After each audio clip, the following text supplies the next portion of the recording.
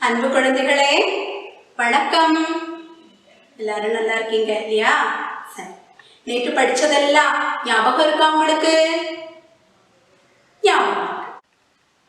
குழந்தைகளே, முதல் எழுத்தை மாற்றும் போது ஒலியில என்ன மாற்றம் வருதுன்னு பார்த்தீங்க இல்லையா? சொற்களை ஒலிக்கும் போது என்ன மாற்றம் வருதுன்னு பார்த்தீங்க இல்லையா? முதல் எழுத்தை மாற்றினால் நமக்கு ஒத்த ஓசையுடைய சொற்கள் கிடைக்கும்னு நேத்து நம்ம பார்த்தோம் இல்லையா? இப்ப பாருங்க, இது என்னன்னு வாசிங்க. இது என்ன சொல்? ஈடி. சரி, என்ன சொல்லுது? ஈடி. இப்போ நான் இதனுடைய முதல் எழுத்துக்களை மட்டும் மாற்றேன். என்ன சொல் வருதுன்னு நீங்க வாசிக்கணும். சரியா? சரியா? பாருங்க, இது என்னது சொல்லுங்க. பிடி. வெரி குட், பிடி. சரி, இது கடி.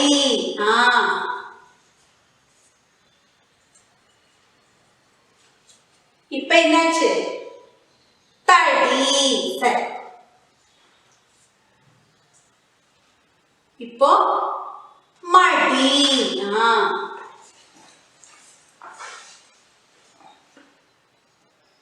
அடி. சரி, இது அப்போ நீண்டு ஒலிக்கணும். சொல்லுங்க, ஆடி.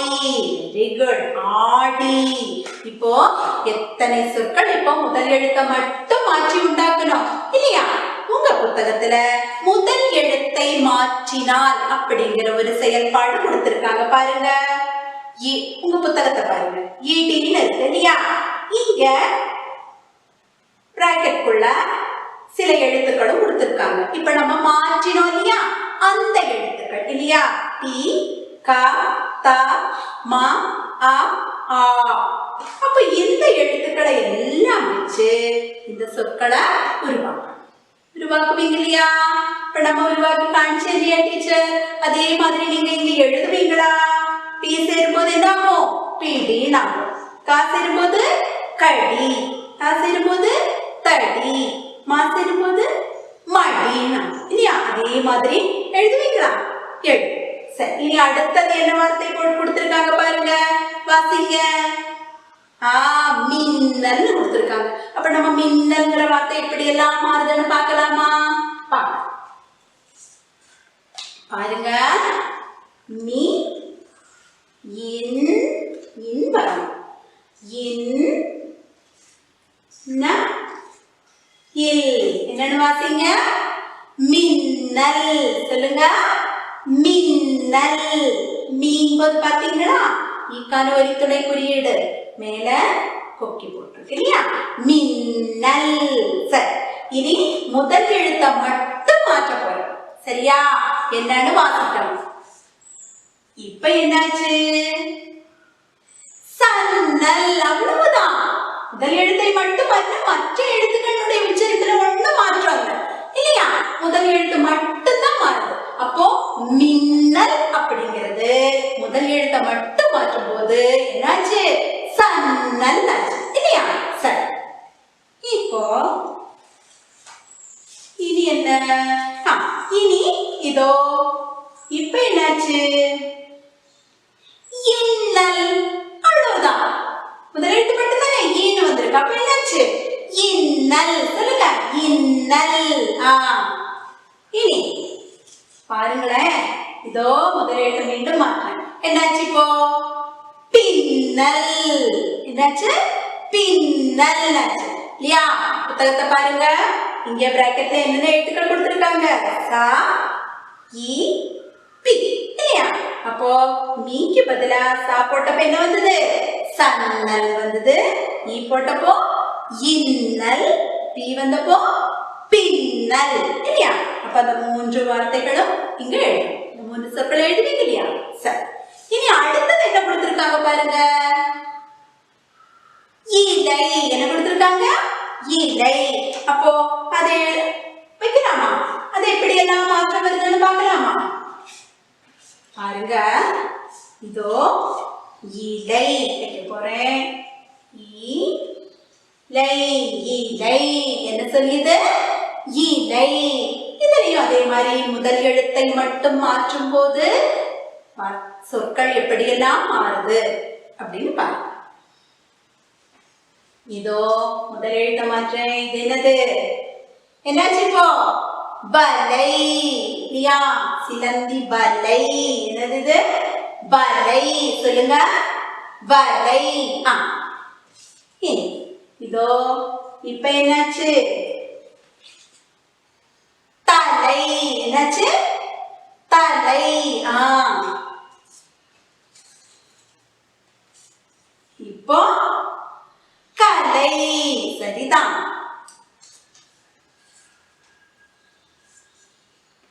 இப்ப என்ன பாருங்க, நீண்டு ஒலிக்கணும் இல்லையா? என்னது? ஆங்கிற எழுத்து. அப்ப நீண்டு ஒலிக்கணும். எப்படி சொல்லுவீங்க? ஆலை. சொல்லுங்க, ஆலை. சரி,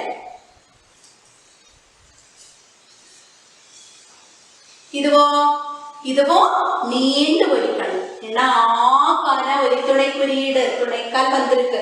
அப்ப இது மலைன்னு சொல்லக்கூடாது. எப்படி சொல்லணும்? மாலைன்னு சொல்லணும். எப்படி சொல்லணும்?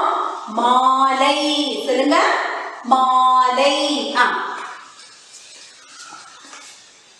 இதுவும் அதே மாதிரிதான். இத சொல்லுங்க, நீண்டு ஒலிக்கணும் இல்லையா? அந்த வழி துணை குறியீடு வந்திருக்கு. அப்ப எப்படி சொல்லணும்? காலை. சொல்லுங்க, காலை. இப்போ புத்தகத்துல பாருங்க, இந்த எழுத்துக்களை எல்லாம் வச்சு நம்ம இந்த இலைங்கிற வார்த்தையை மாற்றி எழுதணும் இல்லையா? வ, த, க, ஆ, மா, காங்கிற எழுத்துக்கள் பிராக்கெட்ல கொடுத்திருக்காங்க. அப்போ ஈக்கு பதிலா வ வரும்போது என்னவாகும்? வலைனாகும். தா வரும்போது தலைனாகும். க வரும்போது கலைனாகும். ஆ வரும்போது ஆலைனாகும். மாடு வரும்போது மாலை. காடு வரும்போது காலை. அப்ப இந்த சொற்களை எல்லாம் எழுதுவீங்களா? எழுதலாம். சரியா?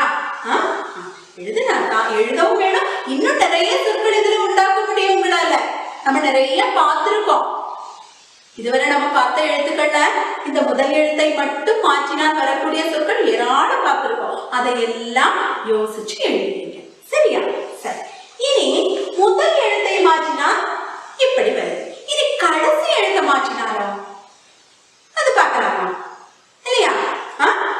கடைசி எழுத்தை மாற்றினா என்ன மாற்றங்கள் வருது? என்ன மாற்றம் வரும்? கடைசி எழுத்தினுடைய ஒலியில மாற்றம் வரும். முதல் எழுத்து அப்படியே தான் மாறாது இல்லையா? அந்த முதல் ஒலி மாறாது, கடைசி ஒலி மட்டும் அது பார்க்கலாமா? பாருங்க, இது என்னன்னு சொல்லுங்க.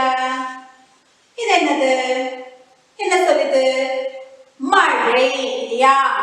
முதல்ல இருந்து பார்த்துக்கிட்டு இருக்கக்கூடிய ஒரு சொல் மழை. என்னது? மழை. இப்ப நான் முதல் எழுத்த மாற்றுறது இல்லை. இதுதான் இதோட கடைசி எழுத்து. இதைத்தான் மாற்ற போறேன். அப்ப என்னவாகுதுன்னு பார்த்து, மழைங்கிறது கடைசி எழுத்தை மாற்றினால் என்னவாகிறது? மலை. என்னாச்சு இப்போ? மலை ஆச்சு. முதல் சொல்லில மாற்றம் முதல் எழுத்துல மாற்றம் வரலையே. அப்போ முதல் ஒலியிலையும் மாற்றம் வராது. கடைசி எழுத்துலதான் மாற்றம் வருது. அதனால கடைசி ஒலியில தான் மாற்றம் வருது. மழைங்கிறது இப்ப என்னாச்சு? மலை ஆயிடுச்சு இல்லையா? இனி இந்த மீண்டும் அந்த கடைசி எழுத்தை எடுத்து வேற எழுத்து வைக்க போறோம். அப்ப என்ன ஆகுதுன்னு பாருங்க. மழை மலை மடை ஆயிடுச்சு இல்லையா? சரி, இனி வேற ஒரு எழுத்து வைக்கணும். இது என்னாச்சு? மலை. என்னாச்சு? மலை என்னாச்சு இல்லையா? பாத்தீங்களா? அப்போ 4 சொற்கள் இப்போ நம்ம மாற்றணும். கடைசி எழுத்த மட்டும் மாற்று. அந்த செயல்பாடும் இருக்கு பாருங்க. உங்க புத்தகத்துல இந்த பக்கத்துல கடைசி எழுத்தை மாற்றினால் அப்படின்னு சொல்லி கொடுத்திருக்காங்க. பாத்தீங்களா? மா கூட ழை சேர்ந்து மழை, மலை மலை, மடை மடை, மனை மனை. அப்போ கடைசி எழுத்து மாறும் போதும் சொற்கள்ல எப்படி ஒரு வித்தியாசம் வருதுன்னு பாத்தீங்க இல்லையா? சரி, இனி நம்ம ஒரு படக்காட்சி பார்க்கலாமா?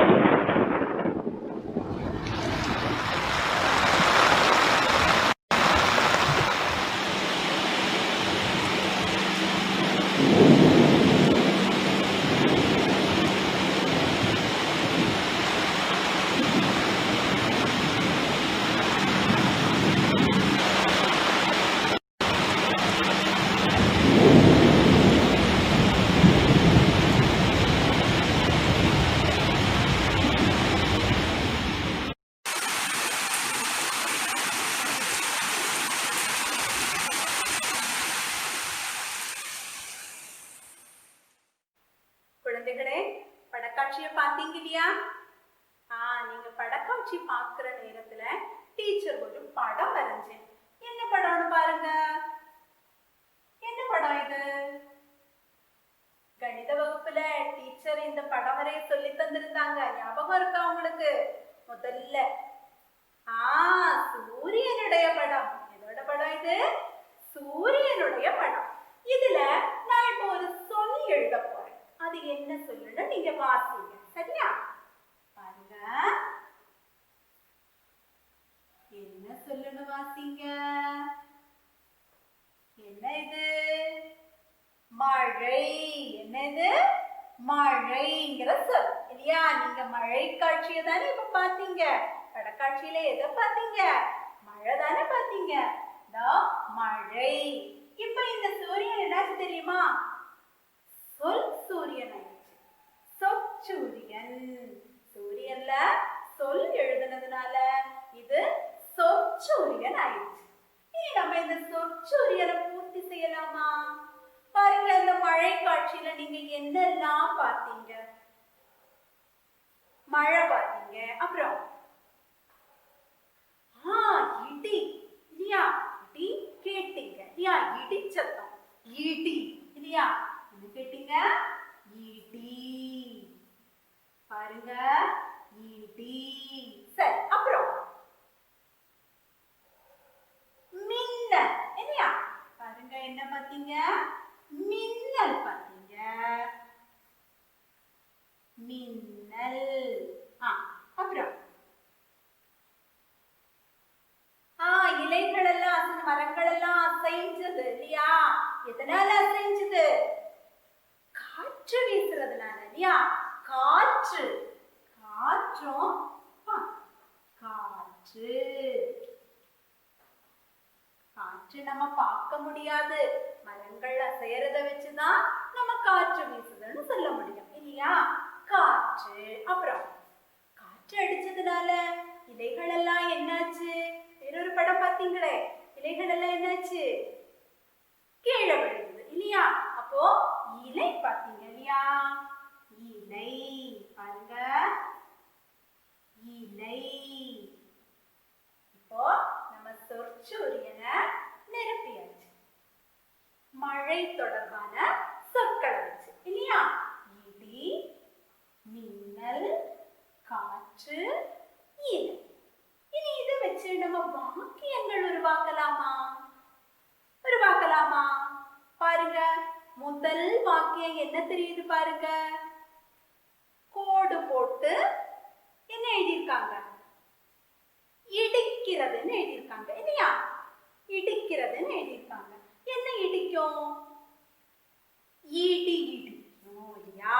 அப்போ இடி இடிக்கிறது. சரி, அடுத்து இனி அடுத்தது பாருங்க. அடுத்ததுல என்ன எழுதியிருக்காங்க? கோடு போட்டுட்டு என்ன எழுதியிருக்காங்க? வீசுகிறது.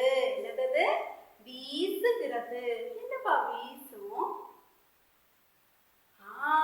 காற்று வீசுகிறது. காற்று எங்க இருக்கு? இதோ கீழே இல்லையா? காற்று வீசுகிறது. அப்ப அந்த கோட்ல என்ன எழுதணும்? காற்று வீசுகிறது. காற்றுன்னு எழுதணும். கோட்ல என்ன எழுதணும்? காற்றுன்னு எழுதணும். எழுதுவீங்க இல்லையா? சரி, அடுத்தது என்ன? கோட்டுக்கு அப்புறம் என்ன வார்த்தை, என்ன சொல்லிருக்கு? மின்னுகிறது. சரி, என்ன மின்னும்? என்ன மின்னி இருக்கும் இதுல? மின்னல். மின்னல் தானே மின்னும் இல்லையா? மின்னல் மின்னுகிறது. அப்ப அந்த கோட்ல என்ன எழுதணும்? மின்னல் எழுதணும். கோட்ல என்ன எழுதுவீங்க? மின்னல். மின்னல் எங்க இருக்கு? இதோ வலது பக்கம் இருக்கு. மின்னல் இல்லையா? சரி, இது அடுத்து என்ன எழுதியிருக்கு பாருங்க? உதிர்கிறதுன்னு எழுதியிருக்கு இல்லையா? என்ன உதிர்கிறதுன்னா என்ன? உதிர்கிறதுன்னா என்ன? இருக்கிற இடத்துல இருந்து கீழே விழுறதுதான் உதிர்கிறதுன்னு சொல்லுவாங்க. சரியா? இப்ப நம்ம தலைமுடி கீழே விழுந்த முடி உதிருது அப்படின்னு சொல்லுவாங்க இல்லையா? பூக்கள் காம்புல இருந்து கீழே விழுந்தா என்ன சொல்லுவாங்க? பூ உதிர்ந்தது, பூ உதிர்கிறதுன்னு சொல்லுவாங்க இல்லையா? காற்றடிக்கும் போது இலைகள் எல்லாம் கீழே விழுந்தது இல்லையா? அதுதான் உதிர்கிறது. என்ன உதிர்ந்தது? இலை இல்லையா? இலை உதிர்கிறது. இலைங்கிறது எங்க இருக்கு?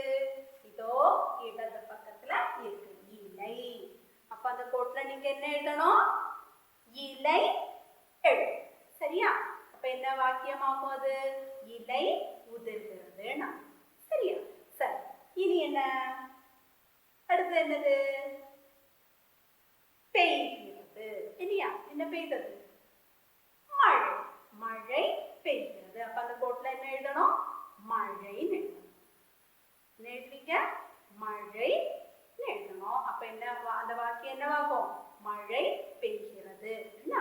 இப்போ நம்ம எத்தனை வாக்கியங்கள் எழுதினோம் பாருங்க. முதல்ல இடி இடிக்கிறது, காற்று வீசுகிறது, மின்னல் மின்னுகிறது, இலை உதிர்கிறது, மழை பெய்கிறது இல்லையா? இந்த படக்காட்சியில் இதெல்லாம் தானே பார்த்தோம் நம்ம. அப்போ உங்க புத்தகத்திலையும் பாருங்க, இந்த பக்கத்துல பொருத்தமான இடத்தில் எழுதுங்கள் அப்படின்னு ஒரு செயல்பாடு இருக்கு. பிராக்கெட்ல இந்த வார்த்தைகள் எல்லாம் கொடுத்திருக்காங்க. மழை, இடி, காற்று, மின்னல், இலை. இதை நீங்க சொல்லி கொடுத்தேன் இல்லையா? அதே மாதிரி நிரப்பும். சரியா?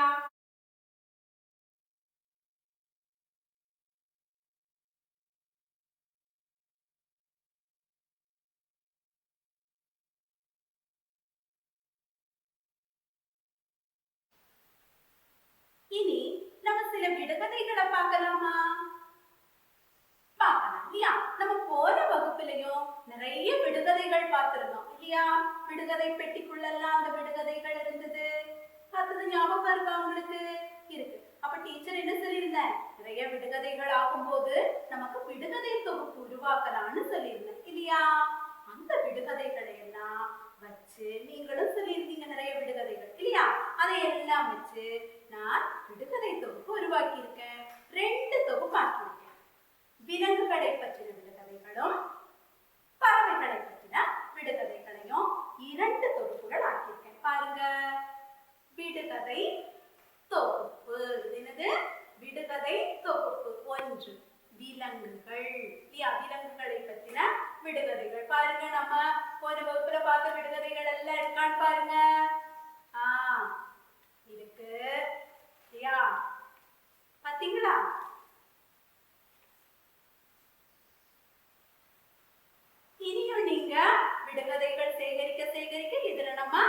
எழுதி வைக்கணும். சரி, இது விடுகதை தொகுப்பு பறவைகள் இல்லையா? பறவைகளுடைய விடுகதை தொகுப்பு பாருங்க. ஞாபகம் இருக்கு அந்த விடுகதைகள் எல்லாம்? ஞாபகம் இருக்கு இல்லையா? மறுபடியும் அதான் சேவலை பற்றி வார்த்தை பற்றின விடுகதைகள் எல்லாம் நீங்க சொல்லியிருந்தீங்க.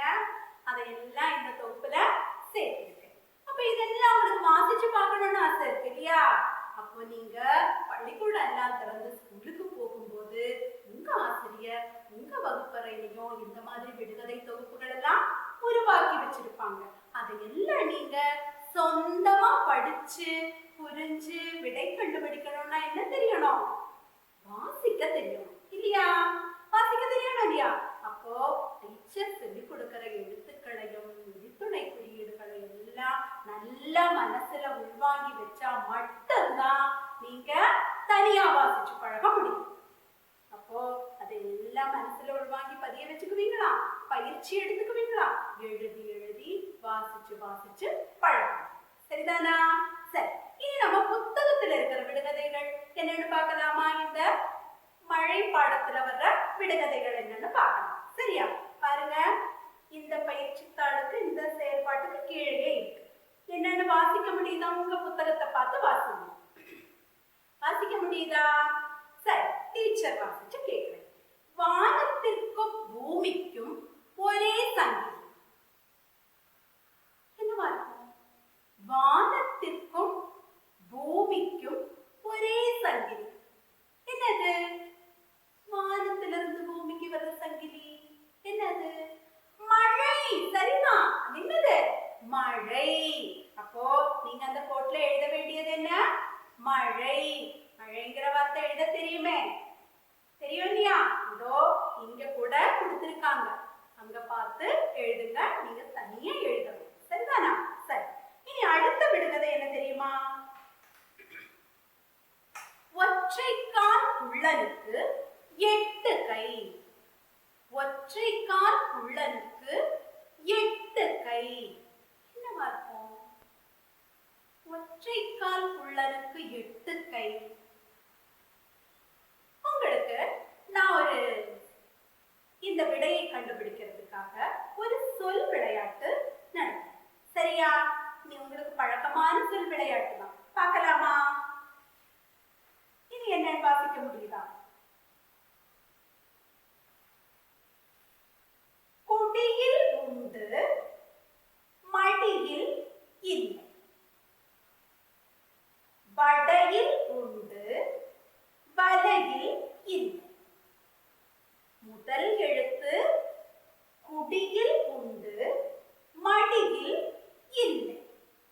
அப்ப இதுல இருக்கிறதும் இதுல இல்லாததுமான எழுத்து எதுன்னு கண்டுபிடிங்க பார்க்கலாம். இப்ப டீச்சர் குடி மடி எழுதிருக்கேன். யா, இதுல ரெண்டுலயும் இருக்கிறது எது? டீங்கிற எழுத்து. அப்ப அதான் ரெண்டுலயுமே இருக்கு. இதுல இருக்கிறதும் இதுல இல்லாததுமான எழுத்து எதுன்னு சொல்லுங்க. கு. எந்த எழுத்து? கு. இல்லையா? பார்க்கலாமா? டீச்சர் அத வட்டம் போடுறேன். தெரியுதா? கு. சரி, இனி வடையில் உண்டு வலையில் இல்லை. அது எந்த எழுத்து? வடையில் உண்டு வலையில் இல்லை. இந்த ரெண்டு சொற்களும் எழுதியிருக்கேன் பாருங்க. வடை வலை. வடை வலை. இதுல இருக்கிற முதல் எழுத்து ரெண்டுலயுமே இருக்கு. அப்ப அதான் இல்லையா? அதான். அடுத்த எழுத்துக்களை பாருங்க. இதுல இருக்கு இதுல இல்லாத எழுத்து எது? டை. இல்லையா? டை.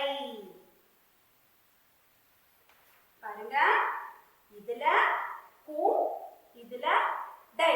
அப்ப என்ன இருக்கும்? விடுகதைக்கான விடை என்னவா இருக்கும்? சரிதான், என்னது? குடை. என்னது? குடை. குடை. பாத்தீங்களா? இந்த சொல் விளையாட்டுல இருந்து நம்ம கண்டுபிடிச்ச சொல் என்னது? குடை. இங்க பாருங்க, இதுல ரெண்டுலயும் இருக்கிறது டி, அது வேண்டாம். இதில் உள்ளதும் இல்லாததுமான எழுத்து கு. வடை வலையில எது டை. அப்போ கூவும் டையும் சேர்ந்து என்னது கூடை. அப்போ ஒற்றைக்கால் குள்ளனுக்கு 8 கை அப்படிங்கிற விடுகதைக்கான விடை என்னது என்னது கூடை. பாருங்க, ஒற்றைக்கால் குள்ளன், குள்ளன் தானே இல்லையா, உயரவில்லையே. இதுல எத்தனை கைகள் இருக்கு பாருங்க. 1 2 3 4 5 6 7 8. ஒற்றைக்கால்குள்ள 8 கைகள். என்னது கூடை. சரி, நீ அடுத்த விடுகதை பார்க்கலாமா? வானத்திலே தங்க கம்பி, பிடிக்க முடியாது எடுக்க முடியாது. என்னது? இது உங்களுக்கு தெரியும் இல்லையா, மின்னல். சரிதான். வானத்திலே தங்க கம்பி, பிடிக்க முடியுமா? அத இல்ல, பிடிக்க முடியாது எடுக்கவும் முடியாது. அது என்னது? மின்னல். வானத்திலே தங்க கம்பி, பிடிக்க முடியாது எடுக்க முடியாது. என்னது? மின்னல். இனி அடுத்தது, உலகமெல்லாம் சுற்றுவேன் யாரும் என்னை கண்டதில்லை. உலகமெல்லாம் சுற்றுவேன் யாரும் என்னை கண்டதில்லை. என்னது? உலகமெல்லாம் சுற்றுவேன் யாரும் என்னை கண்டதில்லை. காற்று. இல்லையா, காற்று இல்லாத இடம் இருக்கா? எல்லா பக்கமும் இருக்கு காற்று. ஆனா யாராவது பார்க்க முடியுமா காற்றை? யாரும் பார்க்க முடியாது, உணரத்தான் முடியும் இல்லையா. அப்போ உலகமெல்லாம் சுற்றுவேன் யாரும் என்னை கண்டதில்லைங்கிற விடுகதைக்கான விடை என்ன? காற்று. அப்ப இதெல்லாம் நீங்க எழுதணும். சரியா? இங்க இடம் கொடுத்திருக்காங்க, அங்க எழுதணும். எழுதுவீங்க இல்லையா? அப்போ இதெல்லாம் எழுதிட்டு நல்ல புத்திசாலி பிள்ளைகளா அடுத்த வகுப்புல பார்க்கணும். சரியா? என்னமா? அந்த மந்திர மழை செய்யறது அது கடைசியில டீச்சர் சொல்லித்தரு. சரியா?